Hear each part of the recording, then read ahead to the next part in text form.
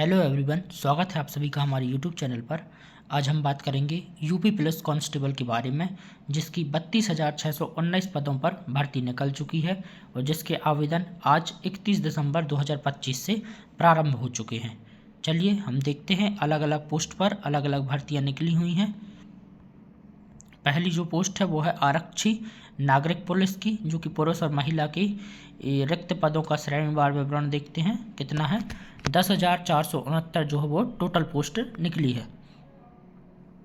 इसके बाद हम देखते हैं आरक्षी पीएसी सशस्त्र पुलिस के रिक्त पदों का श्रेणीवार विवरण। इसमें निकली हैं 15,131 पोस्ट, जिसमें अनारक्षित हैं 6,060 पोस्ट और कम ईडब्ल्यूएस के लिए 1,512, ओबीसी के लिए जो है वो 4,083, एससी के लिए 3,176 और एसटी के लिए 300 पोस्ट निकली हैं। टोटल जो है वो 15,131 पोस्ट निकली हैं, तो काफ़ी बड़ी संख्या में जो है वो भर्ती निकली है। इसके बाद ये आरक्षी विशेष सुरक्षा बल के रिक्त पदों का श्रेणीवार विवरण है। 1,341 पोस्टें इस पर निकली हैं।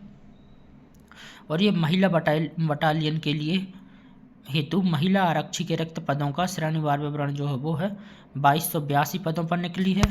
और आरक्षी घुड़सवार पुलिस वालों के लिए 71 पोस्ट निकली हैं। जेल वार्डर पुरुष के लिए रिक्त पद जो हैं वो हैं 3,279। इसके बाद जेल वार्डर महिलाओं के लिए 106 पोस्ट निकली हैं। चलिए आगे देखते हैं हम। ऑनलाइन आवेदन करने की जो तिथि है वो है आज से 31/12/2025 से, और इसकी जो लास्ट डेट है वो है 30 जनवरी 2026। उसके बाद आवेदन शुल्क जमा करने की तिथि भी 30 जनवरी 2026 लास्ट डेट है, और आज से जो है वो ऑनलाइन आवेदन जो है वो प्रारंभ हो गए हैं। चलिए देखते हैं। अभ्यर्थी को आवेदन करने से पूर्व ओटीआर करना अनिवार्य होगा। सभी अभ्यर्थियों से यह अपेक्षा की जाती है कि वे आवेदन पत्र भरते समय पूर्ण सावधानी के साथ सभी प्रविष्टियों का अंकन करें। चलिए आगे देखते हैं। इसमें हम लोग अभी इम्पोर्टेंट चीज़ें देखते हैं। शैक्षिक अर्हता क्या है, तो इसमें शैक्षिक अर्हता मांगी गई है भारत में विधि द्वारा स्थापित किसी बोर्ड द्वारा 12वीं कक्षा की अर्हता या सरकार द्वारा मान्यता प्राप्त उसके समकक्ष अर्हता होनी आवश्यक है। यानी आपके लिए 12th बोर्ड आवश्यक है। आपने 12th किया हुआ हो इस पोस्ट के लिए। चलिए और ये चीज़ें आप देख लेना। आयु के संबंध में बात करते हैं तो पुरुष अभ्यर्थियों ने दिनांक 1/7/2025 को 18 वर्ष की आयु प्राप्त कर ली हो और 22 वर्ष की आयु प्राप्त ना की हो, अर्थात अभ्यर्थी का जन्म 2 जुलाई 2003 से पूर्व तथा 1 जुलाई 2007 के बाद का नहीं होना चाहिए। महिला अभ्यर्थियों के लिए 1/7/2025 को 18 वर्ष की आयु प्राप्त कर ली हो और 25 वर्ष की आयु प्राप्त ना की हो, अर्थात अभ्यर्थी का जन्म 2 जुलाई 2000 से पूर्व और 1 जुलाई 2007 के बाद का नहीं होना चाहिए।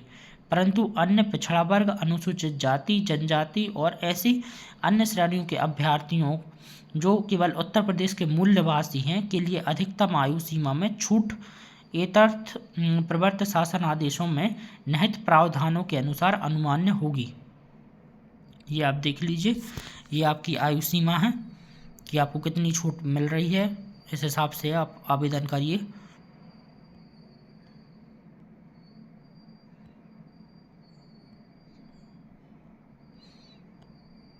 चलिए अब हम शारीरिक दक्षता के बारे में बात करेंगे, जो फिजिकल होगा। फिजिकल से पहले ये देख लेते हैं हम लोग, लिखित परीक्षा होगी। ऐसे अभ्यर्थी जिनके आवेदन पत्र प्रथम दृष्टया सही पाए जाएंगे से ऑफलाइन लिखित परीक्षा में सम्मिलित होने की अपेक्षा की जाएगी। तो ऑफलाइन लिखित परीक्षा होगी। लिखित परीक्षा में वस्तुनिष्ठ प्रकार का प्रश्न पत्र होगा। लिखित परीक्षा जो है वो 300 नंबरों की होगी, जिसमें 2 घंटे की होगी। और सब्जेक्ट कौन कौन से होंगे, आपका सामान्य ज्ञान होगा, सामान्य हिंदी होगी, उसके अंतर्गत संख्यात्मक एवं मानसिक योग्यता होगी और मानसिक अभिरुचि, बुद्धिलब्धि एवं तार्किक क्षमता, यानी कि आपकी जीके हो गया, सामान्य हिंदी हो गई, इसके अलावा मैथ्स और रीजनिंग, ये आपके 4 सब्जेक्ट रहेंगे। चलिए आगे देखते हैं।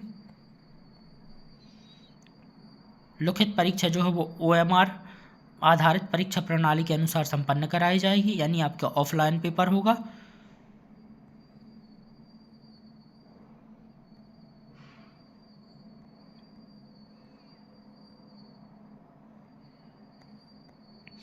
शारीरिक दक्षता की बात करते हैं हम। इसको थोड़ा सा देखिएगा, तो शारीरिक मानक परीक्षण में जो है वो पुरुष अभ्यर्थियों के लिए न्यूनतम शारीरिक मानक जो है वो ऊंचाई, जो पुरुष अभ्यर्थी सामान्य और अन्य पिछड़े वर्ग और अनुसूचित जातियों के पुरुष अभ्यर्थियों के लिए न्यूनतम ऊंचाई 168 सेंटीमीटर होना चाहिए। अनुसूचित जनजाति के पुरुष अभ्यर्थियों के लिए न्यूनतम ऊंचाई 160 सेंटीमीटर होना चाहिए। सीना की बात करें तो सामान्य और अन्य पिछड़े वर्ग और अनुसूचित जातियों के अभ्यर्थियों के लिए न्यूनतम सीने का माप 79 सेंटीमीटर बिना फुलाने पर और कम से कम 84 सेंटीमीटर फुलाने पर, और अनुसूचित जनजातियों के अभ्यर्थियों के लिए 77 सेंटीमीटर बिना फुलाने पर और कम से कम 82 सेंटीमीटर फुलाने पर होना चाहिए। वहीं महिला अभ्यर्थियों की बात करें तो महिला अभ्यर्थियों के लिए सामान्य और अन्य पिछड़े वर्ग और अनुसूचित जातियों के लिए महिला अभ्यर्थियों की जो न्यूनतम ऊंचाई है वो 152 सेंटीमीटर है, और अनुसूचित जनजाति की महिला अभ्यर्थियों के लिए न्यूनतम ऊंचाई जो है वो 147 सेंटीमीटर होनी चाहिए। चलिए और आगे देखते हैं। अच्छा, शारीरिक दक्षता परीक्षा में ये देखते हैं, अभिलेखों की संवीक्षा और शारीरिक मानक परीक्षण में सफल पाए जाने पर अभ्यर्थियों से शारीरिक दक्षता परीक्षा में सम्मिलित होने की अपेक्षा की जाएगी जो अहर्कारी प्रकृति की होगी।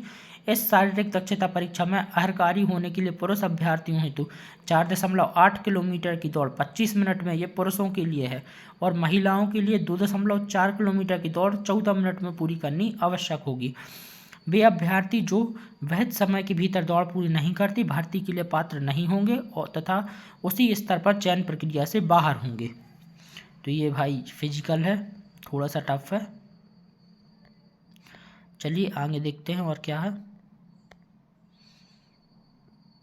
चयन परीक्षा और अंतिम योग्यता क्या होगी। शारीरिक दक्षता परीक्षा में सफल पाए गए अभ्यर्थियों में से बोर्ड लिखित परीक्षा में प्राप्त अंकों के आधार पर आरक्षण नीति के दृष्टिगत बोर्ड रिक्तियों के सापेक्ष प्रत्येक श्रेणी के अभ्यर्थियों की श्रेष्ठता के क्रम के अनुसार चयन सूची तैयार करेगा और संस्तुति सहित चिकित्सा परीक्षा चरित्र सत्यापन के अधिकरण विभागाध्यक्ष को प्रेषित करेगा तथा इसे बोर्ड की वेबसाइट पर भी निर्धारित प्रक्रिया के अनुसार प्रदर्शित किया जाएगा। यानी आपका मेडिकल भी होगा। बोर्ड द्वारा कोई प्रतीक्षा सूची तैयार नहीं की जाएगी। चलिए आगे देखते हैं और क्या है इसमें।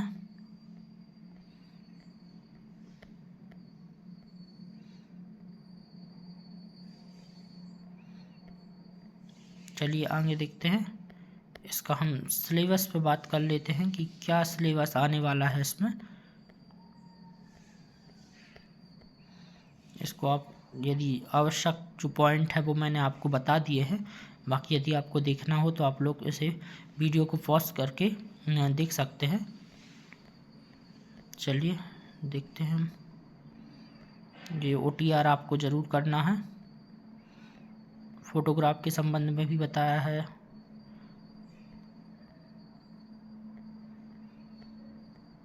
मैं सिलेबस देख रहा हूँ कि मुझे सिलेबस मिल जाए जिसके आधार पर आप तैयारी कर सकें।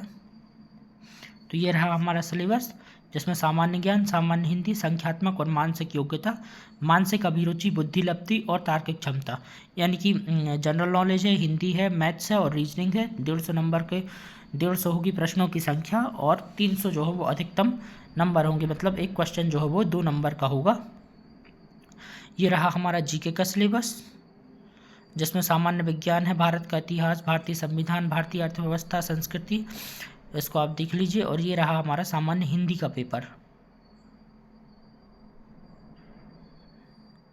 इसके अलावा ये रही हमारी मैथ्स, जिसमें नंबर सिस्टम वगैरह है, संख्या पद्धति, सरलीकरण, सिंप्लीफिकेशन, वो नॉर्मल मैथ्स का सिलेबस है। और इसके अलावा ये रहा हमारा मेंटल एप्टीट्यूड, रीजनिंग का सिलेबस। चलिए आज के लिए बस इतना ही। यदि वीडियो पसंद आया हो तो वीडियो को लाइक करें और चैनल को सब्सक्राइब करें ताकि आने वाले वीडियो की नोटिफिकेशन आपको मिलते रहे।